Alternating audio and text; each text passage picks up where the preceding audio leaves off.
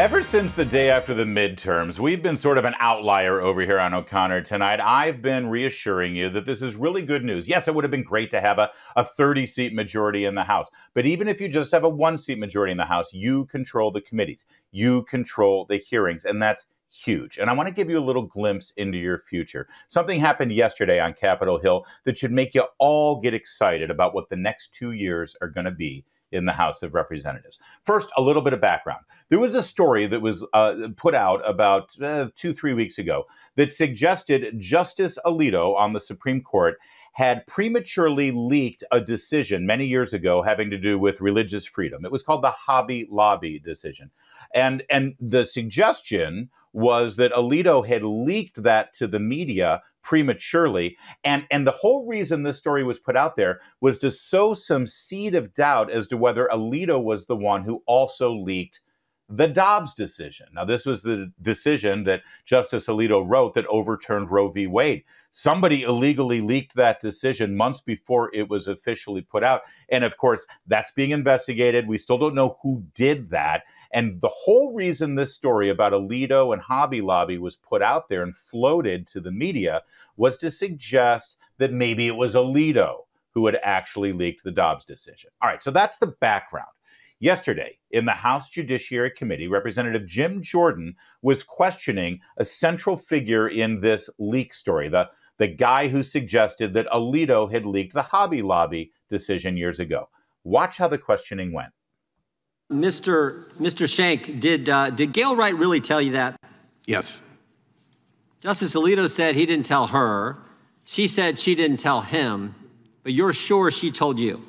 Absolutely. All right, pause it there for a minute. What Jim Jordan is doing is establishing the fact that this entire story is secondhand hearsay. See, this is the guy who said, hey, I heard it from this woman, and she heard it from Alito that the Hobby Lobby decision was leaked prematurely. So already Jim Jordan is setting this story up to be the house of cards that it is. Oh, he said that she said that he said, and they all deny saying it, but this guy swears that it happened, right? Okay, keep going.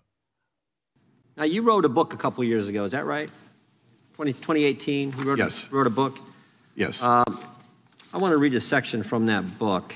All right, pause here for a moment. There's another thing that I have to explain what you're about to see, because you see, we've just gone through 2 years of trauma with this kangaroo committee known as the January 6th Commission. Now, in that committee, the Republican members were Liz Cheney and Adam Kinzinger. I say Republican because Leader McCarthy, Kevin McCarthy, the minority leader, he had his own Republicans that he wanted on that committee. And the Speaker of the House, Nancy Pelosi, in an unprecedented move, denied Leader McCarthy his choices for committee members. Instead, she got to pick everybody on this commission. That's why we call it a kangaroo committee, because there was no bipartisan representation. You see, so anytime a witness came before the January 6th committee, you never saw what you're about to see from Jim Jordan, the congressman from Ohio. It's called cross-examination. It's called taking the witness's words and holding them up to the sunlight to see if they should be believed or not. Let me just once again repeat, for the last 2 years with the January 6th Commission, there was never anyone on that panel, not one congressman or congresswoman, who ever actually challenged the veracity of the testimony of the public witnesses. Jim Jordan now is about to do that in this cross-examination. Watch. It's a section where you relate you and your family attended oral arguments at the court. You were there in the courtroom, and that directly involved your brother Paul, also a reverend.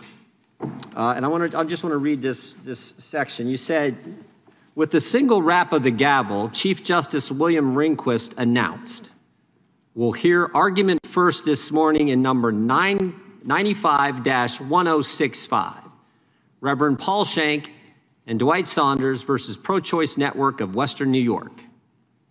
Paul and I winked at each other, knowing we had made history with that reverend in his name. It had been a minor victory when we persuaded the court that reverend should remain before Paul's name, even though we had been told repeatedly that legal briefs never included such titles. You thought it was important that obviously based on what you said, you thought it was important that the title Reverend be in front of Paul's name. Is that right? Correct. And why was that? Because we saw it as a religious liberty matter, and that would make it clear that it fit in that category. Did Chief All right, Justice pause it here for a second. So here's Congressman Jordan setting up this thing. This comes from this witness's book. This is the sole witness who claims that Justice Alito leaked this decision prematurely. And from his own book, his own writing, his own words, describe this historic moment on the Supreme Court when the case was announced and the term reverend was used, because usually they don't do that in the Supreme Court. Big deal, right? And all these details, we winked at each other and we knew that we made history, and it's all very self-aggrandizing to make himself very important. Jim Jordan has laid it out there and he just agreed. Yes, it was great, very important to us. It was a big deal, all right? Setting the trap. Now watch what happens. Rehnquist really say that the way I just read it from your book? I can't say that I remember that. Well, you're pretty darn specific here. You got the number, case number 95-1065. Very next word says Reverend Paul Schenck. You made it a big deal. Thought it's the first time it's ever happened. I'm just asking, did it really happen? I wish I could tell. I would have to go back and review that. So it may not have. So now the witness is, I'm not sure if it really happened that way, right? I mean, I wrote it in my book. I had details. I said I made a big deal out of it. Now I'm not sure. So, of course, as we're watching this, like, oh, well, okay, this casts some doubt. If he's not sure, maybe he just made it up, right? Instead of just leaving it at that, Jim Jordan continues. Possibly not. Why do you say possibly not? You were emphatic in your book. I would have to go back. We did go back. We did go back, and I got the transcript right here. Proceedings, 10:05 a.m., Chief Justice Rehnquist. We'll hear argument first this morning in number 95-1065, Paul Schenck and Dwight Saunders versus Pro-Choice Network of Western New York. Did you hear it? I did. Was there a word missing? Title Reverend. Yeah. Wasn't in there. In your book, you said it was a big deal, so much so that you winked at your brother. Did you wink at your brother? Yes.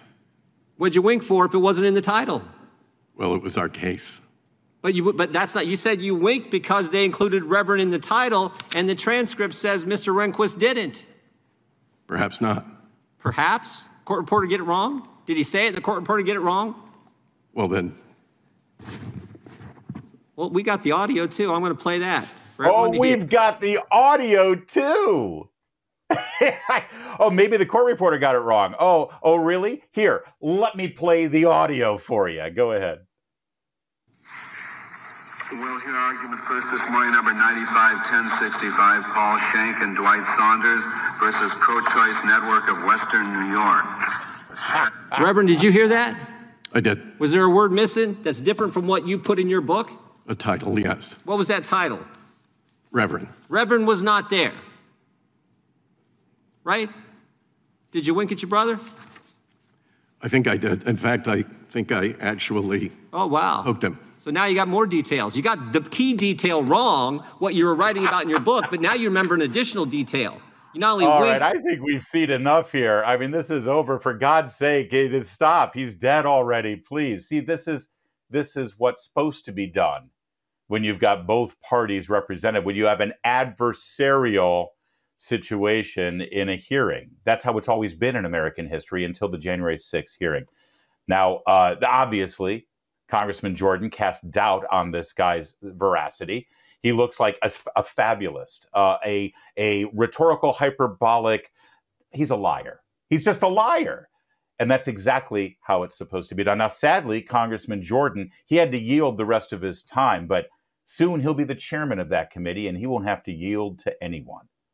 Feeling better now? Feeling better about the majority in the House with the Republicans running these committees? Yeah, me too. More to come on O'Connor Tonight.